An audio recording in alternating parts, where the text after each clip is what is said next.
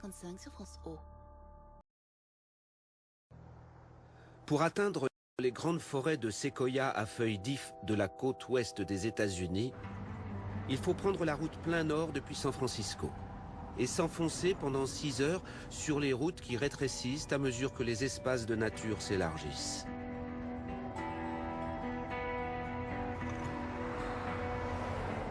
Le comté de Humboldt, à la frontière de l'Oregon, est un pays de bûcherons.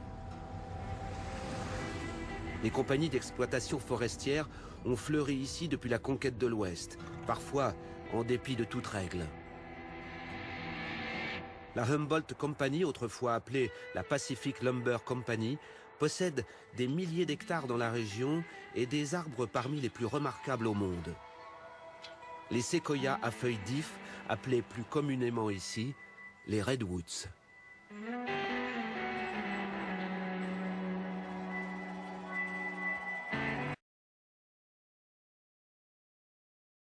Vous portez un masque, vous protégez les autres lors des face-à-face à moins d'1 mètre et vous évitez.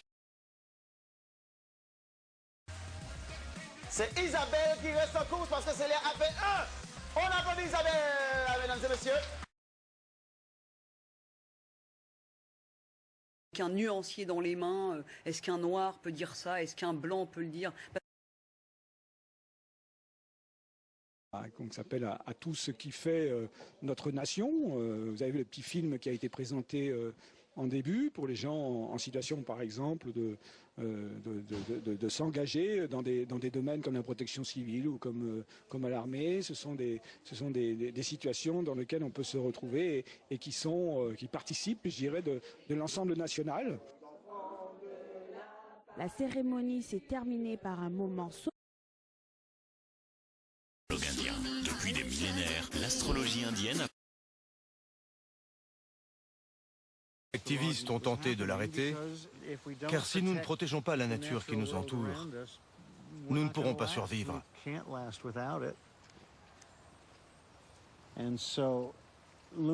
on a choisi Luna pour faire un tricite, car c'était le plus gros arbre encore debout sur ce versant.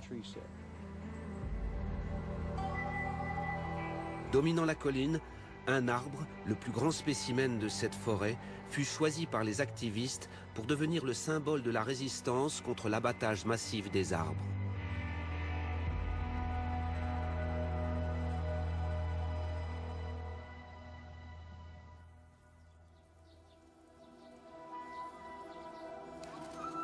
L'atelier de Maître Suzuki est situé dans la petite ville d'Obuse.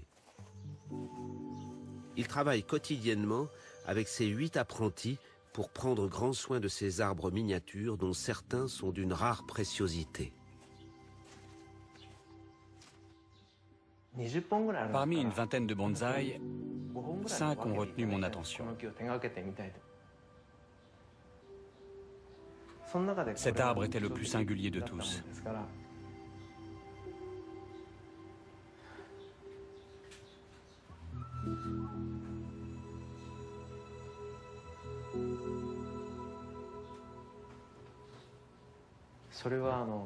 À l'origine, cet arbre vivait dans des sols très rocailleux au nord-est du Japon. Comme on peut le voir, les parties où l'écorce est blanche sont mortes et seules les parties rouges sont encore en vie. Lorsque ces arbres poussent dans des sols plus favorables, ils deviennent très grands.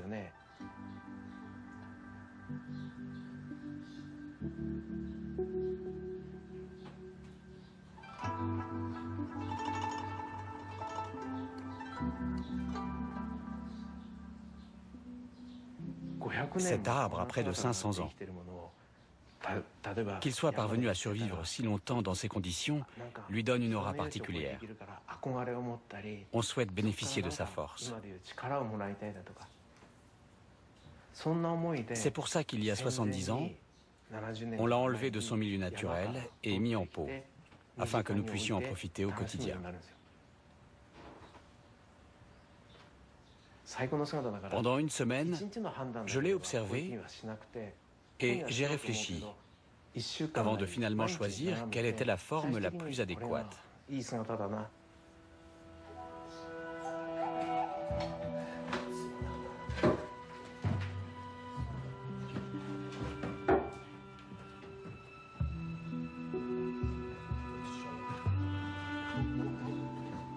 Première opération délicate pour le jeune évrier, destinée à prendre un nouveau chemin de vie parmi les hommes. Il s'agit de travailler vite et précisément pour blesser le moins possible l'arbre et ses racines.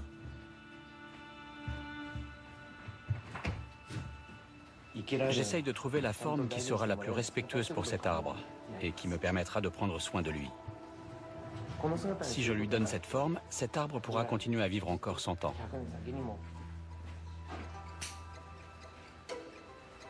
Un bonsaï peut être créé à partir de n'importe quelle essence d'arbre. Mais les arbres à petites feuilles sont plus faciles à nanifier que les autres.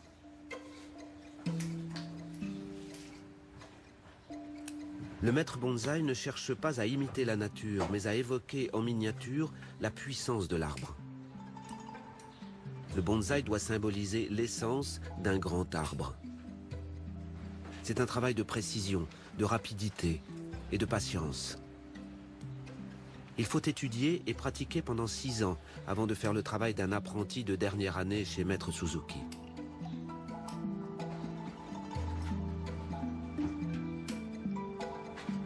Les plus jeunes, eux, ont juste le droit d'observer en silence.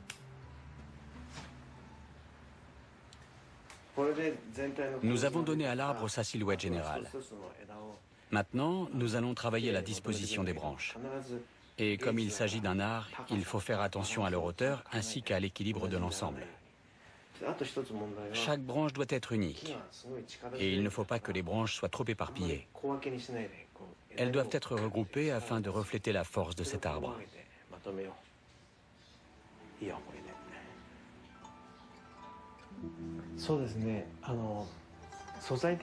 Il était déjà superbe à l'origine, mais aujourd'hui, c'est mon premier jour de travail sur cet arbre pour en faire une œuvre d'art.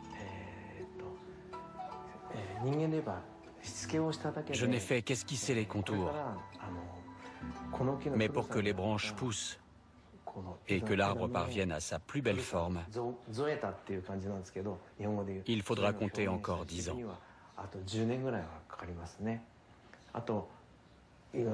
Ce pot ne convient pas non plus.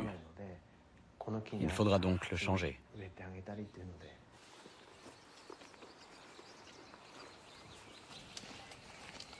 Paul Fivenson avait 20 ans à l'époque. Il était un des premiers activistes présents dans la vallée. Il est revenu sur les traces de cette histoire qui allait le lier à ce séquoia majestueux appelé Luna et surtout à celle qui allait tout faire basculer, Julia Butterfly Hill.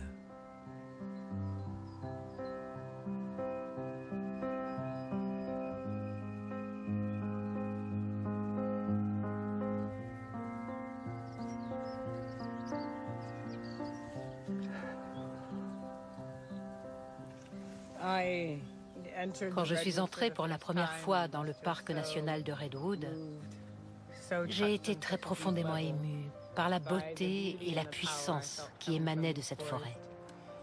Je n'arrivais pas à croire qu'on allait entièrement raser ces magnifiques forêts primaires. Donc, j'ai quitté cette zone de forêt déboisée en me sentant très triste. Et quand j'ai appris que des activistes œuvraient pour sauver ces forêts, je me suis dit, waouh! Je me souviens donc de Julia faisant le tour du campement et demandant aux gens ce qu'elle pouvait faire pour aider. Mais elle venait juste d'arriver et personne ne la connaissait. Mais comme personne d'autre ne s'est porté volontaire, ils m'ont quand même retenu. C'est comme ça que j'ai commencé à prendre part à la sauvegarde des séquoias. Je n'ai pas vraiment l'impression d'avoir choisi Luna, c'est plutôt Luna qui m'a choisi. Un jour d'octobre, quelques semaines avant le début de l'hiver rigoureux du nord de la Californie, Julia se porte candidate pour grimper dans l'arbre et s'installer sur une plateforme érigée à 50 mètres au-dessus du sol. Aussi déterminée qu'elle soit, Julia ignore tout de ce qui l'attend dans cet arbre. Et surtout, combien de temps elle va rester là-haut. Ça fait un sacré bail.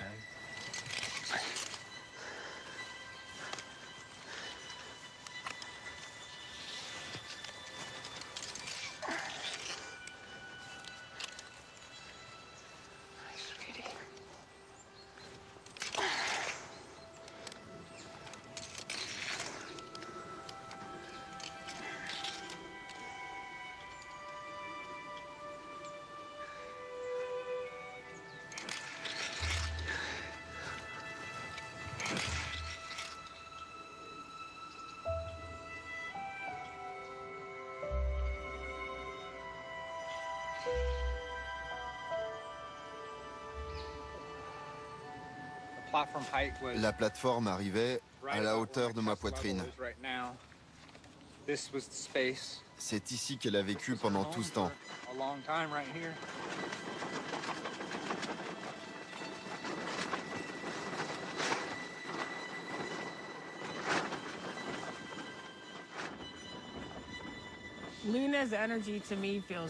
Pour moi, l'énergie de Luna est très profonde.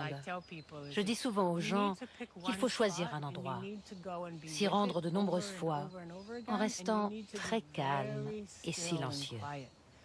Quand je vais près de Luna, la communication avec elle est très profonde. C'est un savoir qui vient de l'intérieur. Et si je ne fais vraiment pas de bruit, je peux l'entendre. Voilà comment je perçois Luna. Très profonde, très sage, et possédant une énergie féminine dont j'ai beaucoup eu besoin à l'époque et encore maintenant. C'est une ancêtre vieille de 1000 ans.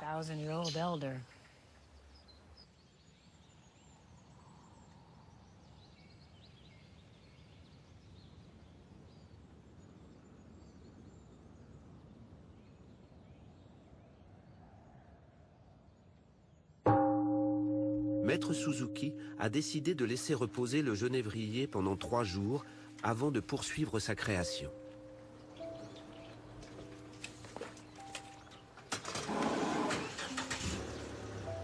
L'équipe du maître bonsaï se rend alors comme souvent chez des collectionneurs pour livrer de nouveaux spécimens ou entretenir leur précieuse collection.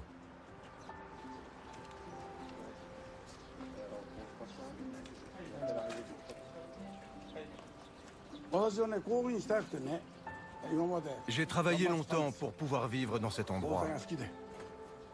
J'ai une telle passion pour les bonsaïs. Et avoir cette maison dans laquelle je peux vivre au milieu de mes bonsaïs, c'était mon rêve. Et j'ai le sentiment que mon rêve s'est enfin réalisé. Les bonsaïs m'ont aidé à me reposer et à me sentir mieux. Quand j'ai commencé à m'occuper de bonsaï par passion, ça m'a permis de retrouver goût à la vie. Et ça m'a permis de tenir jusqu'à aujourd'hui. Celui-là a 700 ans.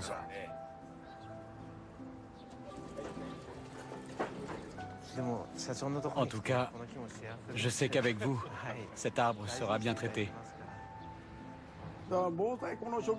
Pour moi, les gens qui aiment les bonsaïs ne peuvent pas être mauvais.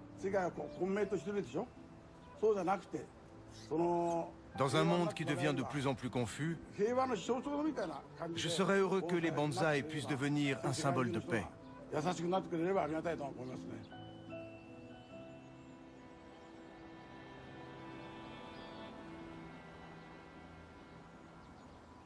Les gens ne se rendent pas compte à quel point c'est difficile. Ça peut sembler romantique d'aller vivre dans un arbre. Mais quand il pleut tout le temps, qu'on a froid et qu'on est trempé, c'est nettement moins romantique.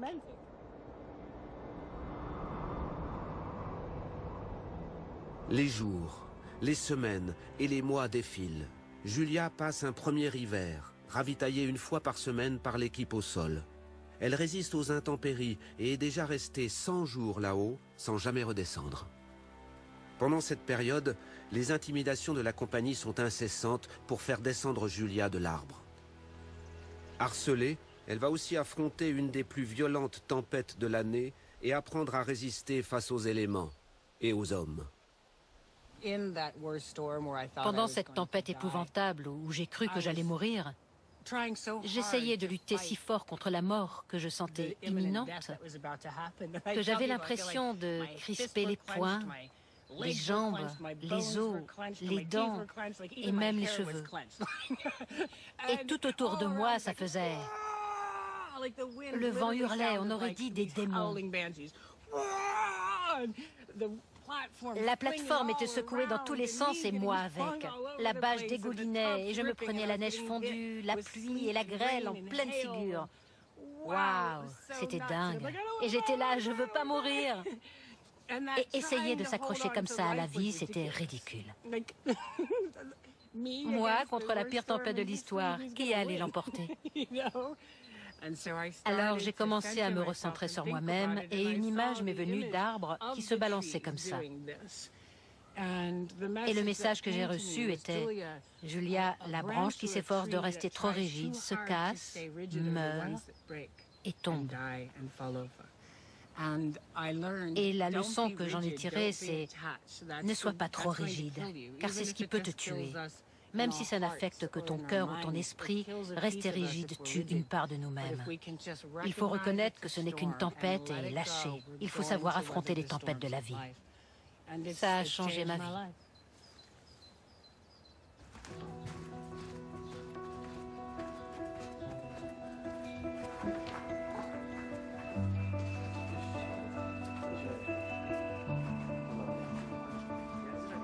Deuxième opération délicate pour le genévrier. Sa survie dépend d'un savant mélange entre rapidité d'action et respect de ce que l'arbre enseigne par sa forme.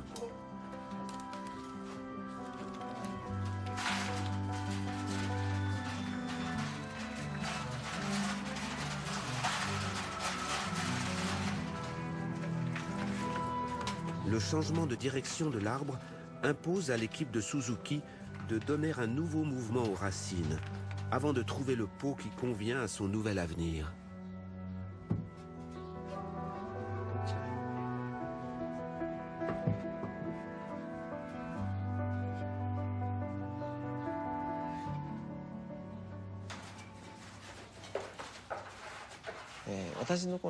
Cet arbre est arrivé ici il y a 3 mois. Pendant tout ce temps, j'ai réfléchi à ce que j'allais faire, tout en lui donnant de l'eau et en surveillant l'état de ses feuilles.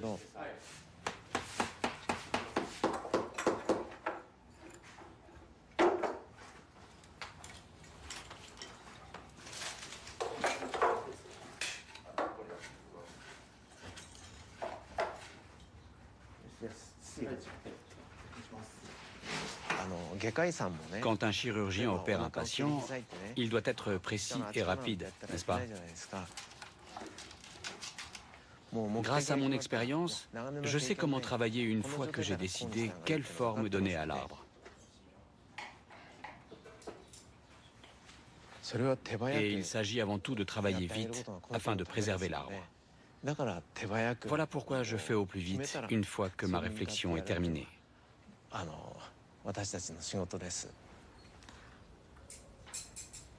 La mousse est ajoutée pour protéger le terreau fertile, mais aussi pour accentuer l'impression d'un arbre qui a trouvé un chemin esthétique dans une nature hostile.